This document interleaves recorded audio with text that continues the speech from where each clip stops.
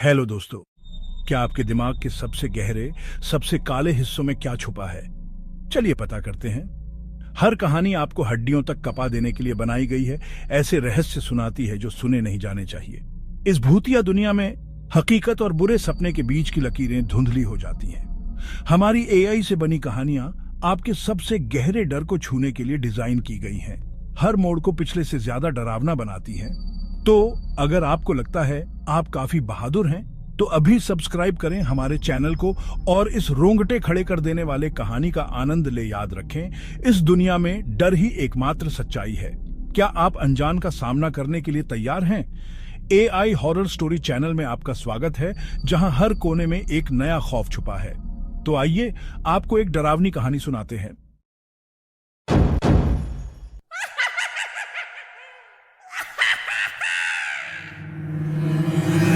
इस कहानी की लेखिका है सोनिया सैनी। आधी रात का समय था। घने जंगल के बीचों बीच आदिवासी पोशाक पहने एक आदमी कुछ तंत्र क्रिया में लीन दिखाई पड़ रहा था। उसके सामने एक ताबूत नुमा बक्सा रखा हुआ था और पास ही में उसने अग्नि जलाकर यज्ञ प्रज्वलित किया हुआ था। उस आदमी के गले में नरमुंड की माला थी। किसी अजीब सी भाषा में मंत्र पढ़ते हुए वह बार बार एक मुट्ठी सामग्री उस यज्ञ को समर्पित करता। यह सब इतना खौफनाक था कि किसी की भी रूह को कपा देने के लिए काफी था।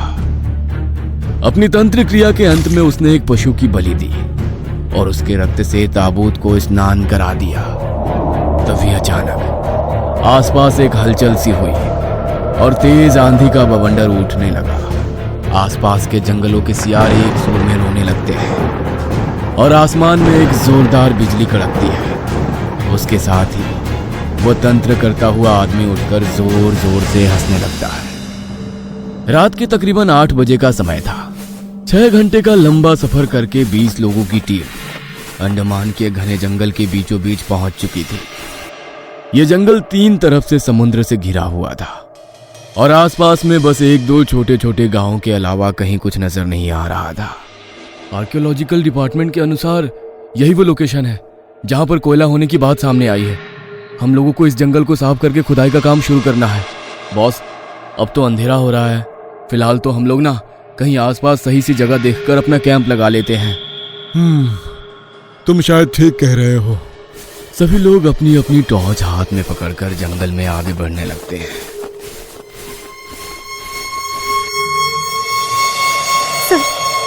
मैंने अभी 2 लाल लाल चमकती हुई आंखें देखी। यहाँ कुछ है। अरे जंगली जानवर होंगे और क्या। ऐसा करते हैं, अपनी बस में ही वापस चलते हैं और उसी में रात बिताते हैं। जंगल में दिन छिपे घूमना मुझे सेफ नहीं लग रहा है। मुझे भी अभी अभी किसी के दौड़ने की आवाज सुनाई दी है। ऐसा लगता है कुछ जरूर है हमारे आसपास। बॉस की बात सुनकर सभी लोग वापस अपनी बस की तरफ जाने लगते हैं। पहली रात पूरी टीम ने बस में ही बिताई थी। अगले दिन सुबह 5 बजे सूरज की किरण पड़ते ही सभी लोग बस से बाहर आते हैं। ठीक है, फ्रेश होने के बाद काम स्टार्ट करते हैं। आसपास के एरिया में कोई लेबर मिलेगा क्या? काम थोड़ा जल्दी खत्म हो जाएगा। 1-2 गांव है तो आसपास, लेकिन कोई भी यहाँ काम करने को तैयार नहीं है। कहते हैं सालों पहले इस जंगल में कोई आदिवासी समूह रहा करते थे, लेकिन पता नहीं क्यों रातों रात उन लोगों ने भी इस जंगल को छोड़ दिया। वो लोग क्यों, कहाँ गए, कोई नहीं जानता। वे लोग बातें करते हुए जंगल में आगे बढ़ रहे थे। तभी उनकी नजर एक पेड़ पर पड़ती है। सर, वो पेड़ देखिए, कुछ अजीब नहीं लग रहा आप लोगों को? ओह माय गॉड, ये तो बहुत अजीब चीज है। ऐसा लगता है ट्री ना होकर किसी का फेस हो। जैसे जैसे वो जंगल में आगे बढ़े जा रहे थे, उनका सामना कुछ अजीबोगरीब और खौफनाक चीजों से हो रहा था। किसी पेड़ पर उन्हें कपड़े की गुड़िया लटकती हुई दिख जाती, तो कहीं पर कोई मानव खोपड़ी। कहीं पेड़ों पर कुछ अजीब से साइन बने थे जिनका मतलब वो लोग समझ नहीं पा रहे थे। धीरे धीरे पेड़ों की कटाई का काम शुरू होता है। अचानक ही उन्हें घने पेड़ों से ढका हुआ एक टूटा फूटा सा मंदिर दिखाई देता है। जरूर यहीं कहीं आसपास ही पहले कोई रहता होगा, तभी उन लोगों ने ये मंदिर बनवाया होगा। लेकिन मैं ये सोचकर परेशान हूँ कि आखिर वो लोग क्यों चले गए, क्योंकि मैंने सुना है कि आदिवासी लोग अपना जमीन और जंगल कभी इतनी आसानी से नहीं छोड़ते हैं। अरे हमको क्या करना है यार, हमको आदिवासियों पर रिसर्च थोड़ी ना करनी है। इसको भी तुड़वाओ जल्दी और खुदाई का काम भी चालू करवा दो। मंदिर तोड़ने के बाद अब खुदाई का काम भी शुरू हो गया था। जैसे ही मजदूर मंदिर को खोदना शुरू करते हैं, लगभग 25 फीट के बाद नीचे उन्हें एक बक्से जैसा महसूस होता है। साहब, कुछ है नीचे। निकालो, देखे क्या है। उत्सुकतावश मजदूर बक्से को बाहर निकालते हैं। सर, बक्से पर यह देखिए क्या है। किसी ने लोहे की चैन से इसे लपेटा हुआ है। क्या कहते हैं, काट दें ये चैन? इतना ही नहीं, ये देखिए, कुछ अजीब अजीब से चित्र भी बने हुए हैं इस बक्से के ऊपर। भाई, मैं तो पहले ही बता रहा हूँ, इसके अंदर से अगर खजाना बजाना निकला तो उसमें मेरा भी हिस्सा होगा। हाँ। अविनाश की बात सुनकर वहां खड़े सभी लोग मुस्कुरा देते हैं। लोहे की चैन को काटने के लिए जैसे ही उस पर हथौड़े से वार किया जाता है, जंगल के जंगली जानवर जैसे कुत्ते, गीदड़ और सियार एक साथ भयानक आवाज में रोने लगते हैं। अब तक सर पर चमकता सूरज जैसे घबराकर बादलों की ओट में छिप जाता है और दिन में ही अंधकार सा छाने लगता है। उल्लुओं का एक झुंड अचानक से आसमान में उड़ता है और पूरे आसमान पर छा जाता है। ये क्या हो रहा है सर? ये सब बहुत मिस्टीरियस नहीं होता जा रहा है? एक तो वैसे ही हम जंगल के बीचों बीच खड़े हैं और ऊपर से ये सब जो हो रहा है ना, मुझे तो बहुत घबराहट सी हो रही है। विक्की का इतना कहना ही था कि अगली हथौड़ी की चोट उस जंजीर को काट देती है। जंजीर हटाकर जैसे ही उस बक्से को खोला जाता है, उन्हें वहां जो दिखाई देता है उससे सबके होश उड़ जाते हैं। ओह माय गॉड, ये क्या है? हमें शायद ये बॉक्स खोलना ही नहीं चाहिए था। बॉक्स के अंदर जो कुछ भी था वो विक्की, शैली, बॉस, रोशनी और अविनाश के होश उड़ाने के लिए काफी था। उन पांचों की चीख उस खुले हुए बॉक्स को देखकर जैसे गले में ही अटक गई थी। अरे बंद करो इसे, वापस वही गाड़ दो। पता नहीं क्या है ये। सर, इस तरह से सिर काटकर कोई किसी को जमीन की इतनी गहराई में क्यों दफनाएगा? मुझे ये सब समझ में नहीं आ रहा है। खोपड़ी के साथ ये किसी और लिपि में लिखे हुए कुछ मंत्र भी बक्से के अंदर दिखाई दे रहे हैं, लेकिन इन मंत्रों में क्या लिखा है, उनका क्या मतलब है, ये सब तो मुझे समझ में नहीं आ रहा। ये सब कुछ और ही चक्कर लग रहा है मुझे। ऐसा लगता है किसी ने कुछ टोना टोटका करके इसको यहाँ गाड़ा है। तुम लोगों ने महसूस किया इसके अंदर जो अजीब अजीब से चित्र बने हुए हैं ना, ऐसे ही चित्र पेड़ों की तनों पर भी बने हुए थे। इन सब का आपस में कुछ ना कुछ कनेक्शन है। सर, क्या करना है इस बॉक्स का? ऐसा करो, उठाकर ले चलो, आर्कियोलॉजिकल डिपार्टमेंट को दे देंगे, उनके कुछ काम आए तो। दिन भर काम करने के बाद सभी लोग थक कर चूर हो गए थे। शाम के 8 बज गए थे और चारों ओर अंधेरा अपने पांव पसारने लगा था। साइट पर काम करने वाले सभी लोगों ने कुछ कुछ दूर पर अपने अपने टेंट लगा रखे थे। थकान के कारण कुछ ही देर में सभी लोग गहरी नींद में आ गए थे। अचानक देर रात रोशनी की नींद खुलती है। ऐसा लग रहा है जैसे टेंट के बाहर कोई है और मुझे आवाज लगा रहा है। बार बार टेंट के बाहर लहराते एक साए को देखकर आखिर में रोशनी टेंट से बाहर आ जाती है। अरे, यहाँ तो कोई भी नहीं दिखाई दे रहा। अंदर से तो बार बार किसी की परछाई दिखाई पड़ रही थी। कहीं शैली तो नहीं आई थी मुझे बुलाने और मेरे जवाब ना देने पर लौट गई हो? कहीं किसी मुसीबत में तो नहीं है? ऐसा सोचकर रोशनी थोड़ी दूर पर लगे शैली के टेंट की ओर जाने लगती है। अचानक से उसे अपने पीछे से किसी के कदमों की आहट सुनाई देने लगती है। रोशनी चौंक कर पीछे देखती है, लेकिन पीछे कोई नहीं था। पसीने की बूंदें अब उसके माथे पर नजर आने लगी थी। वह तेज कदमों से शैली के टेंट की ओर बढ़ती है। तभी उसे पत्तों पर चलने की किसी के कदमों की आवाज और तेजी से सुनाई देने लगती है। रोशनी एक बार फिर से मुड़कर देखती है तो उसे अपने पीछे एक साया सा नजर आता है। अंधेरा ज्यादा होने के कारण उसे समझ नहीं आ रहा था कि आखिर वो है कौन। कौन हो तुम? क्या चाहिए? मेरे पीछे पीछे क्यों आ रहे हो? रोशनी के इतना कहते ही वो साया बिजली की तेजी से उसके बिल्कुल करीब आ जाता है। रोशनी के चेहरे के पास पहुंचकर वो अपनी हुड्डी सर से हटाता है तो वो देखती है कि वहां पर किसी इंसान का सिर्फ धड़ खड़ा था। उसके शरीर पर से सर गायब था और गर्दन से लगातार खून बह रहा था। उसे देखकर रोशनी पूरी ताकत से चिल्लाने लगती है। तभी उसे अपने दूसरी ओर किसी के गर्म सांसों का अपने चेहरे पर टकराने का एहसास होता है। रोशनी चौंक कर पलटकर देखती है तो दूसरी ओर हवा में एक खौफनाक सर लहरा रहा था। बिना धड़ का सिर हवा में तैरते हुए इतना भयानक लग रहा था कि उसे देखकर रोशनी का खून ही जम गया था। इससे पहले कि रोशनी कुछ भी समझ पाती, एक लंबा सा हाथ उसके सीने के आर पार हो जाता है। रोशनी की दिल दहला देने वाली चीख पूरे जंगल में गूंजती है और वो वहीं गिर पड़ती है। अगले ही पल पेड़ की लंबी जटाएं उसके पैरों में उलझती है और वो एक ऊंचे पेड़ पर उल्टी लटक जाती है। रोशनी की चीख इतनी खौफनाक थी कि लगभग सभी उस चीख को सुनकर अपने अपने टेंट से बाहर आ गए थे। ये किसके चीखने की आवाज थी? कुछ तो बहुत खतरनाक हुआ है अभी अभी। सब अपने आसपास देखो, सब लोग सही सलामत है ना? हम में से कोई मिसिंग तो नहीं है? सर, रोशनी नहीं है। सब लोग टॉर्च लेकर ग्रुप में अलग अलग दिशाओं में जाओ। हम जल्दी ही रोशनी को ढूंढ लेंगे, कुछ नहीं होने देंगे उसे। 3-3 लोगों के ग्रुप में सभी रोशनी को ढूंढने निकल पड़ते हैं। अचानक ही एक पेड़ पर से कुछ टपकता हुआ विक्की के ऊपर गिरता है। विक्की टॉर्च से पेड़ के ऊपर देखता है तो उसकी चीख निकल जाती है। रोशनी पेड़ की शाखा से उल्टी लटकी हुई थी और उसके शरीर से खून ऊपर से टपक कर नीचे गिर रहा था। रोशनी की मौत से पूरी टीम गहरे सदमे में थी।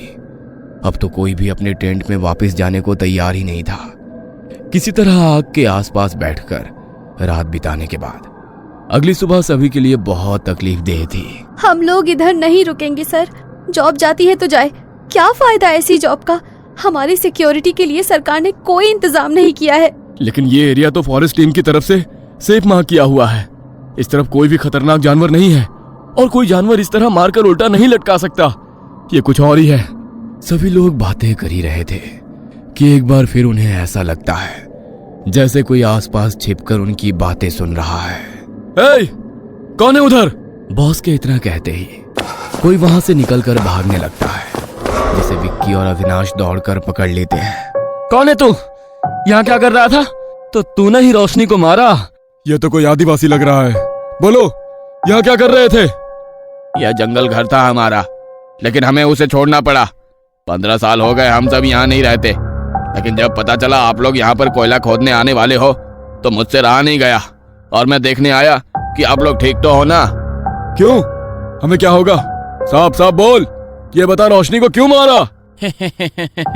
मैं क्यों मारूंगा उसे? लेकिन अगर सच पता चलेगा तो तुम सबके होश उड़ जाएंगे। यहाँ आकर बहुत बड़ी गलती कर दी तुमने, अब कोई नहीं बचेगा। इस जंगल में एक सरकटा रहता है, बहुत भयानक है वो, किसी को नहीं छोड़ता। हर रात रक्त से स्नान करता है। हमारा पूरा कबीला उसकी दहशत से बरसों तक जिया है। ये पेड़ों पर बने हुए चिन्ह देख रहे हो? उससे बचने के लिए ही हमने ये मंत्र तंत्र किया था। हमारे कबीले के एक तांत्रिक ने उससे बचने के लिए जो भी उपाय बताए हमने वो सब किए थे ताकि वो हमारे आसपास ना आ सके, लेकिन फिर भी कोई ना कोई उसकी पकड़ में आ ही जाता था। उसका प्रिय शिकार होती है नरम शरीर वाली औरतें, लेकिन ऐसा मत समझना कि मर्द बच जाएंगे। हमारे कबीले में हम अपनी वन देवी के सेवा करने वाली पुजारन को भी देवी के समान पूजते हैं। एक रोज वो देवी मंदिर में पूजा कर रही थी, उनके हाथ में देवी माँ की तलवार थी। तभी उन्होंने कबीले की एक लड़की की चीख सुनी। चीख सुनकर वो भी उसी ओर दौड़ पड़ी। इससे पहले कि सरकटा उस लड़की का शिकार करता, उन्होंने तलवार से उसके शरीर पर वार कर दिया। शायद वो देवी की तलवार की शक्ति थी कि उसके वार से सरकटा का शरीर निठाल होकर एक तरफ गिर गया।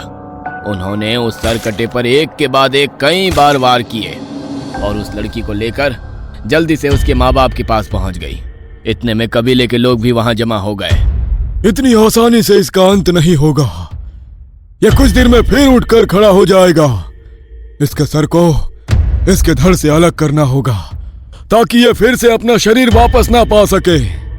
तांत्रिक की मदद से उस दुष्ट के सर को एक मंत्र विधि के द्वारा ताबूत में बंद करके जंजीरों में जकड़कर मंदिर के नीचे दफना दिया गया और उसका धड़ अलग स्थान पर दफनाया गया। दोनों ताबूतों को मंत्रों की शक्ति से बांधा गया ताकि वह वापस बाहर ना आ सके।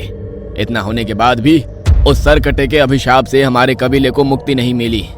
पूरे कबीले में भयंकर महामारी फैल गई, लोग मरने लगे, पीने का पानी भी दूषित हो गया। कबीले के लोग इस जगह को अभिशापित मानने लगे और फिर ये जंगल छोड़कर चले गए। तो क्या ये जगह सच में शापित है? हाँ, आपने उसे बाहर निकालकर अच्छा नहीं किया। वो वापस आ गया है, अब उसे रोकना बहुत मुश्किल हो जाएगा। क्या बॉस, आप भी उसकी बातों पर यकीन कर रहे हैं? भूत प्रेत कुछ नहीं होता।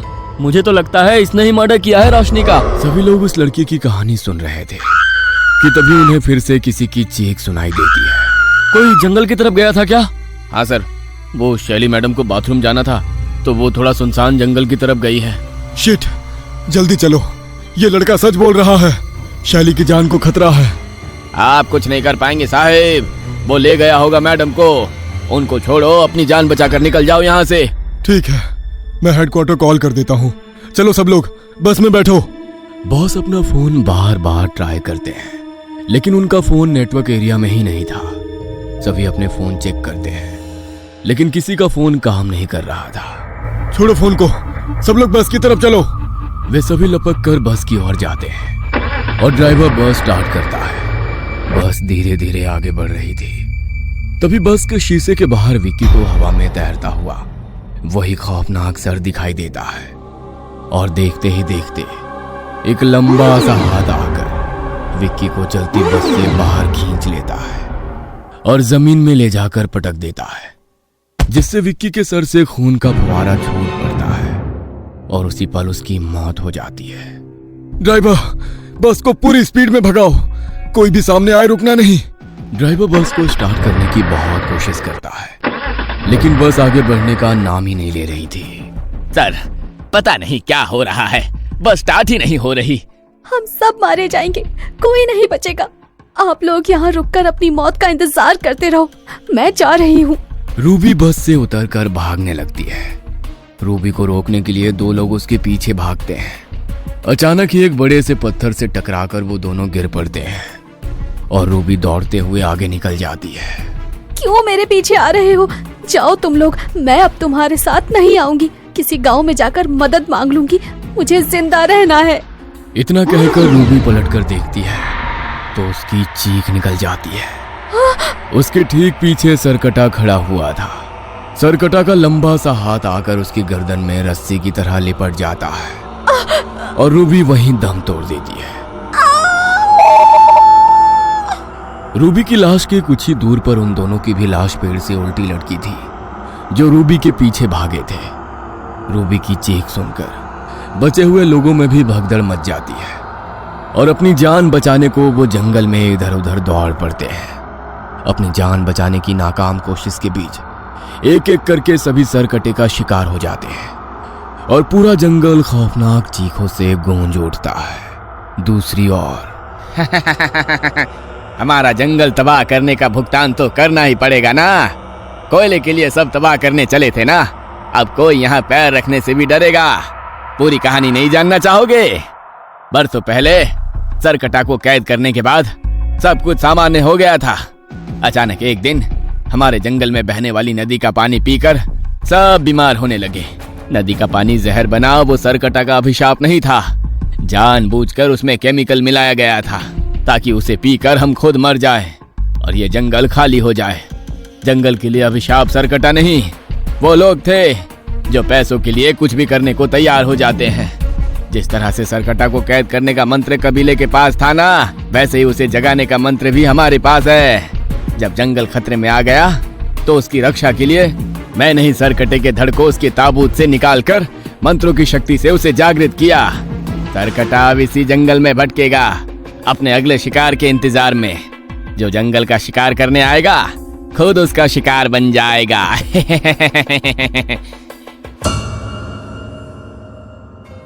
ये कहानी आपको अच्छी लगी हो तो हमें सब्सक्राइब करें, हमारा इंस्टाग्राम और फेसबुक पेज जरूर फॉलो करें। और हाँ दोस्तों, सब्सक्राइब करना भूलना मत।